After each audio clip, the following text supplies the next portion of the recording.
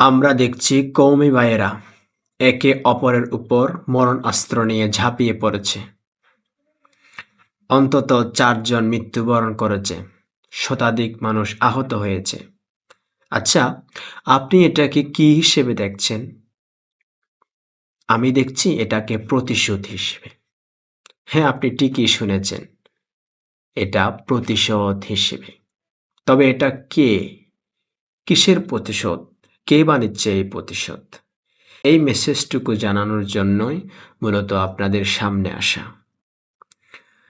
বৈষম্য বিরোধী ছাত্র আন্দোলনের মাধ্যমে ৫ই আগস্ট যখন স্বৈরাচার সরকার দেশ ত্যাগ করেন, তখন প্রশাসন একটু দুর্বল হয়ে পড়ে।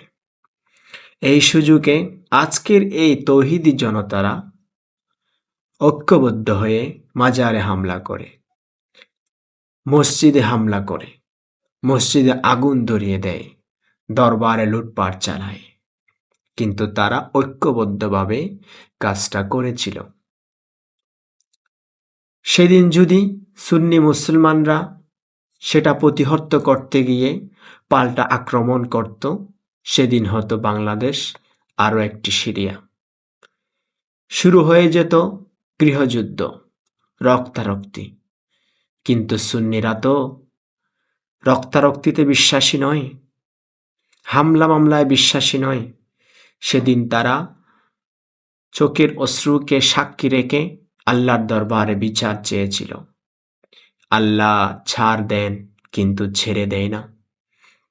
কিছুদিন যাওয়ার পরে আজকে আমরা স্বচক্ষে দেখতে পেলাম সেই শাস্তির বিচার এবং আল্লাহর ওলিদের শানে বেআদবির সেই প্রতিশোধ। যেমনইভাবে আমরা দেখেছি নমরুদকে সাক্ষী দিয়েছেন, কিন্তু নমরুদের বাহিনীর মাধ্যমে। মনে রাখবেন, অপবিত্রতাকে ধ্বংস করার জন্য অপবিত্র পানি যথেষ্ট, পবিত্র পানির দরকার নেই।